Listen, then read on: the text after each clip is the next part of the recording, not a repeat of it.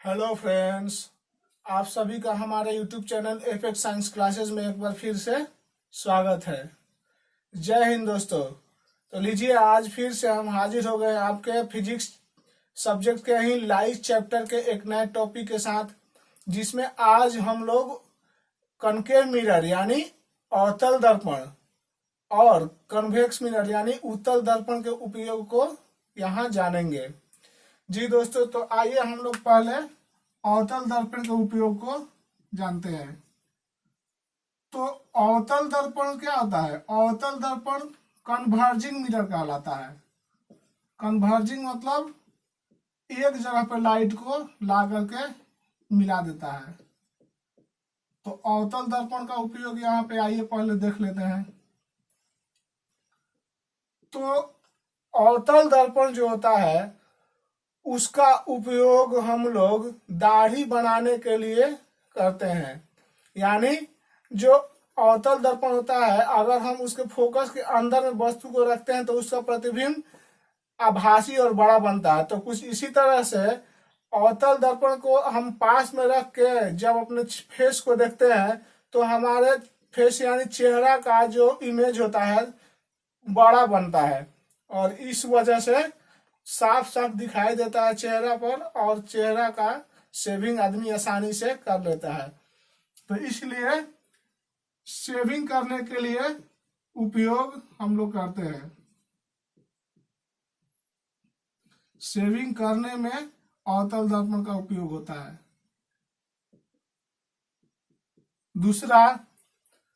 दूसरा उपयोग जो अवतल दर्पण है उसका उपयोग हमारे डॉक्टर लोग जो कि डेंटिस्ट होते हैं, चाहे आंख नाक कान गले के डॉक्टर होते हैं, तो वे लोग करते हैं एक हेड मिरर के रूप में। यानी वे लोग अपने हेड पर अवतल दर्पण को लगाए हुए रहते हैं, जिससे आने वाली किरणें जो है प्रकाश की, वह अवतल दर्पण पे जब पड़ता है तो पड़ने के बाद अवतल दर्पण क्या करता है? अवतल दर्पण अगर लाइट आता है पैरेलल बीम ऑफ लाइट, तो एक जगह पे लेकर के उस सबको मिला देता है। पैरेलल बीम ऑफ लाइट जो आएगा तो एक ही जगह पे उसको इकट्ठा कर देता है। तो इस हिसाब से क्या होता है, वो हमारा जो बीम ऑफ लाइट है वो एक जगह किसी खास जगह पे तेज रोशनी करता है। तो डॉक्टर जो है आसानी से पेशेंट के गले को, कान को, नाक को एग्जामिन कर पाते हैं। तो दूसरा हमारा हेड मिरर के रूप में डॉक्टर उपयोग करते हैं, हेड मिरर के रूप में। तीसरा जो है डॉक्टर जो डेंटिस्ट होते हैं, उन डेंटिस्ट का जो एक औजार होता है कुछ इस तरह का होता है।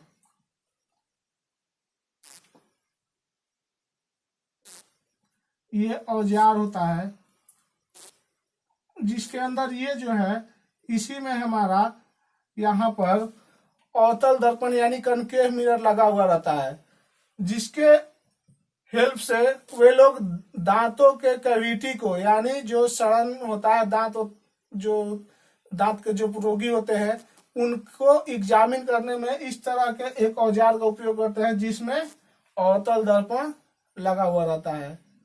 तो डेंटिस्ट लोग उपयोग करते हैं। डेंटिस्ट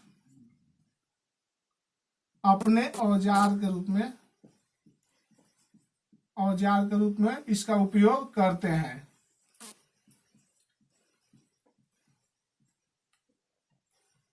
चौथा क्या होता है? सोलर कुकर में। सोलर कुकर क्या होता है? वह खाना बनाने वाला पहले का एक तरह का कुकर होता था, जिसमें अवतल दर्पण लगा हुआ रहता है। और अवतल दर्पण का काम क्या है? बीम ऑफ लाइट, जितना भी पैरेलल बीम ऑफ लाइट उस पर पड़ेगा तो उन सबको एक ही जगह पर एकत्रित कर देता है, एक ही जगह पर इकट्ठा कर देता है। यह कन्वर्जिंग मिरर कहलाता है, यानी अभिसारी दर्पण। इसमें क्या होता है, वह सभी बीम ऑफ लाइट को एक खास जगह पे इकट्ठा कर देता है, और एक जगह पे आने की वजह से ही मतलब यहाँ पर तेज रोशनी के साथ साथ यहाँ पर क्या होता है, तेज, यह हमारा लाइट जो है एक तरह से क्या है, ऊष्मा ऊर्जा भी है। तो वहां पे तेज ऊष्मा भी होता है, जिसके चलते हमारा खाना जो सोलर कुकर में रहता है वह आसानी से पक जाता है। तो चौथा जो है सोलर कुकर में उपयोग होता है।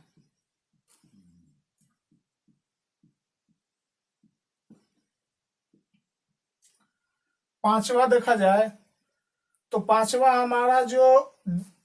हमारा अवतल दर्पण का उपयोग है, उसमें हम देखें तो टॉर्च जो होता है, उस टॉर्च के आगे हम लोग कुछ इस तरह का कनकेव मिरर लगा हुआ देखते हैं, जो एकदम कलई किया हुआ रहता है, चमकते रहता है। उसके बीच में यहाँ पर हमारा बल्ब फिक्स रहता है, जो कि फोकस बिंदु पर लगभग सेट किया हुआ रहता है।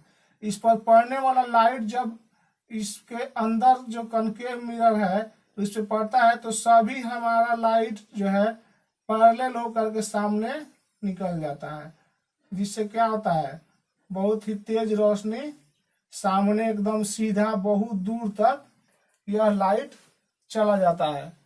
तो टॉर्च में भी हमारा अवतल दर्पण का उपयोग होता है।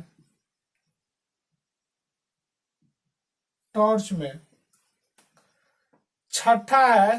छठा तो हम देखें तो अवतल दर्पण नहीं कर सकते हैं, लेकिन अवतल दर्पण के रूप में यानी कि कनकेव रूप में हमारा जो डिश होता है, डिश एंटीना, उसको उपयोग किया जाता है कनकेव के रूप में, ताकि जो हमारा तरंग है, जो एंटीना जो पकड़ता है अपना, वह एंटीना का कुछ इस तरह से बना हुआ रहता है। एंटीना उसमें लगा हुआ रहता है, जो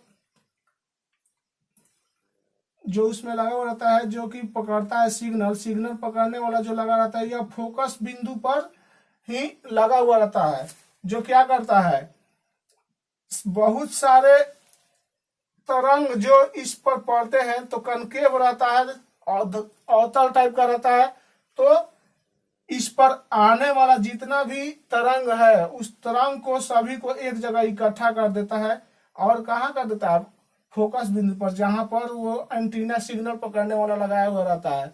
तो इस तरह से डिश में भी हम लोग देखते हैं कि अवतल दर्पण समझिए, चाहे वो डिश जो है अवतल के रूप में रहता है, धंसे हुए रूप में रहता है, उसका उपयोग किया जाता है, ताकि बहुत सारे पैरेलल जो हमारे आएंगे तरंग, वो सभी को एक जगह फोकसित कर देता है, और हमारा एंटीना जो है बहुत अच्छे ढंग से काम करता है।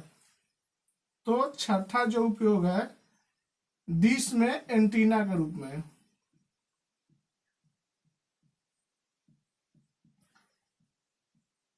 डिश में एंटीना के रूप में,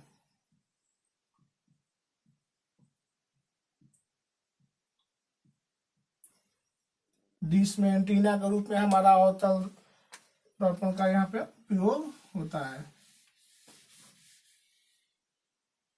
अब आइए हम लोग इसको अगर चाहे तो आप लोग स्क्रीनशॉट लेके रख सकते हैं, यह बहुत ही मतलब कि लाभदायी है। ये हमेशा अवतल दर्पण और उत्तल दर्पण का उपयोग हमेशा एग्जाम में पूछते रहता है, तो ये बहुत ही एग्जाम्पल अच्छे हैं जो कि याद रखे जा सकते हैं, आप सभी के एग्जाम में काम करेंगे।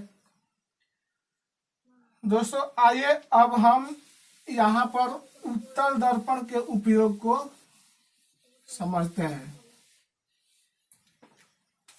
तो उत्तल दर्पण का उपयोग सबसे पहला जो मुख्य रूप से होता है वह गाड़ी के साइड मिरर के रूप में, यानी रियर व्यू के लिए लगा हुआ रहता है, गाड़ी के साइड मिरर के रूप में। उसमें क्या होता है कि जो हमारा उत्तल दर्पण यानी कन्वेक्स मिरर है, साइड मिरर के रूप में,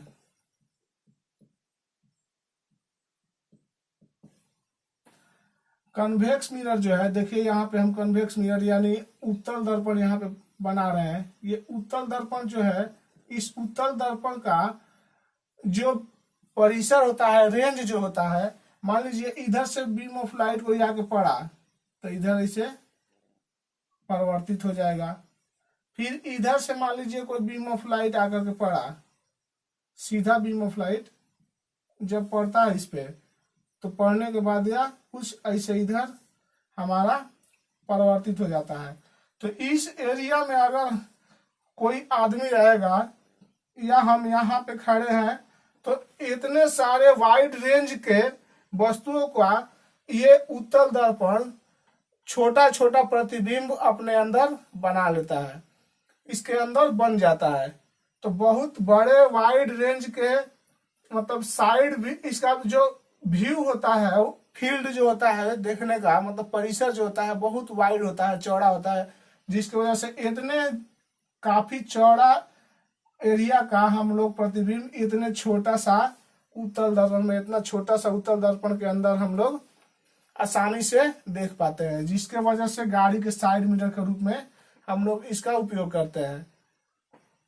फिर जाकर के दूसरा जो है, कुछ यही वजह है जिसके चलते हमारे मॉल वगैरह कोई है, कोई बड़ा सा दुकान है, उसमें इस उत्तल दर्पण का उपयोग, कन्वेक्स मिरर का उपयोग कहीं पर एक जगह लगा दिया जाता है, जिससे उस मॉल में रखे हुए वस्तुओं का प्रतिबिंब, बहुत सारे वस्तुओं का प्रतिबिंब उसमें बनते रहता है और वह एक तरह से सिक्योरिटी के रूप में, जो हमारा मिरर है सिक्योरिटी मिरर के रूप में काम करता है उत्तल दर्पण, जिसमें कोई भी आप जो लगाया है मिरर वो उसमें देखेगा तो उसको साफ दिखाई देगा कि हमारा सामान यहाँ पर सेफ है, कोई चोरी वगैरह नहीं कर रहा है मॉल में। तो इस तरीके से मॉल में भी इसको सिक्योरिटी मिरर के रूप में लगाया जाता है। मॉल कहिए चाहे बड़े शॉप में कहिए, मॉल में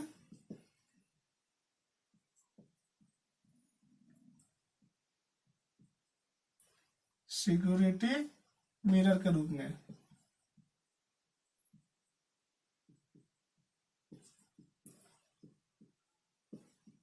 उपयोग होता है।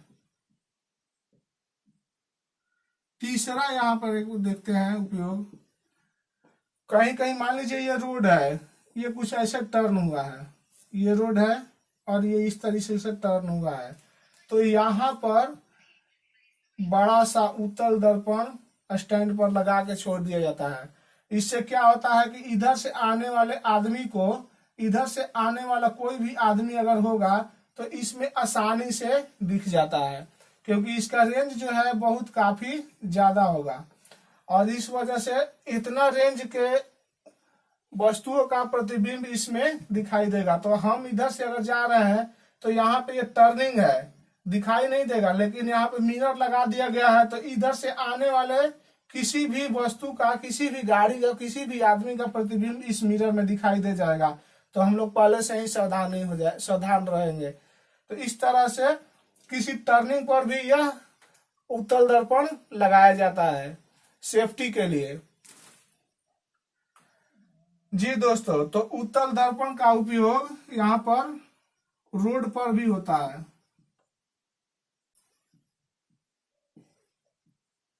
सड़क पर जहां पर टर्निंग रहता है वहां पर भी उपयोग होता है। तो हम लोगों ने आज इस वीडियो में अवतल दर्पण तथा उत्तल दर्पण के उपयोग को समझा और जाना। जी दोस्तों, अब आइए हम यहाँ पर आपको समतल दर्पण, उत्तल दर्पण और अवतल दर्पण को पहचानने का यहाँ पर विधि बताते हैं। अगर मान लीजिए समतल दर्पण रखा हुआ है, अवतल दर्पण रखा हुआ है और उत्तल दर्पण भी रखा गया है, तीनों एक साथ में है, और बोल दिया जाए कि जो हमारा दर्पण है उसको बताइए कि कौन समतल है, कौन अवतल है और कौन उत्तल है। बिना स्पर्श किए हुए इसको पहचानना होता है। तब इसको पहचानने का बहुत ही आसान तरीका है। मान लीजिए मिरर है, इस मिरर के पास में हम लोग जाते हैं, अपने फेस को करते हैं, धीरे धीरे पास में करिए। अगर हमारे चेहरे का इमेज अगर एकदम बराबर साइज का रहता है तो समझ जाइए कि यह हमारा समतल दर्पण है, समतल दर्पण है।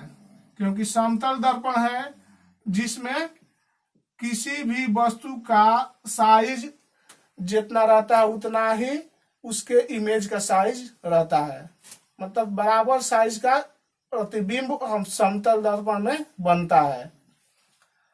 अब आइए कोई दूसरा दर्पण लिए, उसको लेकर के उसके सामने हम लोग अपने फेस को रखते जा रहे हैं, क्लोज होते जा रहे हैं।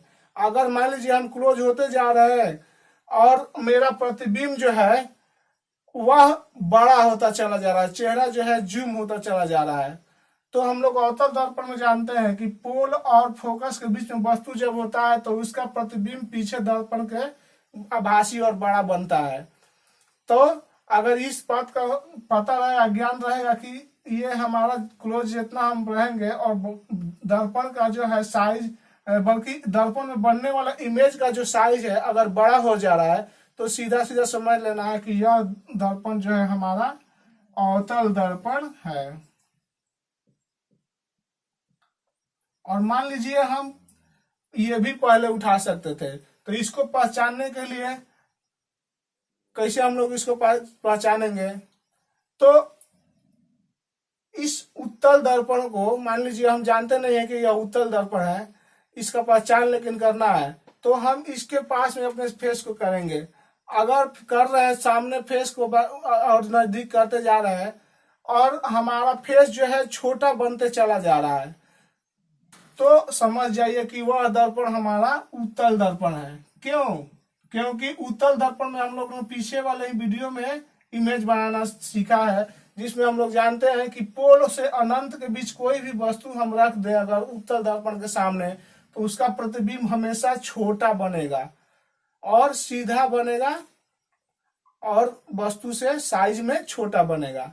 तो इस तरीके से हम लोग बिना स्पर्श किए हुए ही तीनों दर्पण को आसानी से पहचान सकते हैं। जी दोस्तों, तो आप सभी को अगर मेरा वीडियो अच्छा लगा हो तो प्लीज मेरे वीडियो को लाइक, शेयर तथा अगर आप चैनल पर नए हो तो सब्सक्राइब करना मत भूलिएगा। आज के वीडियो में बस इतना ही। हम नेक्स्ट वीडियो में लेकर हाजिर होंगे इससे रिलेटेड कुछ क्वेश्चंस को। तब तक के लिए शुक्रिया।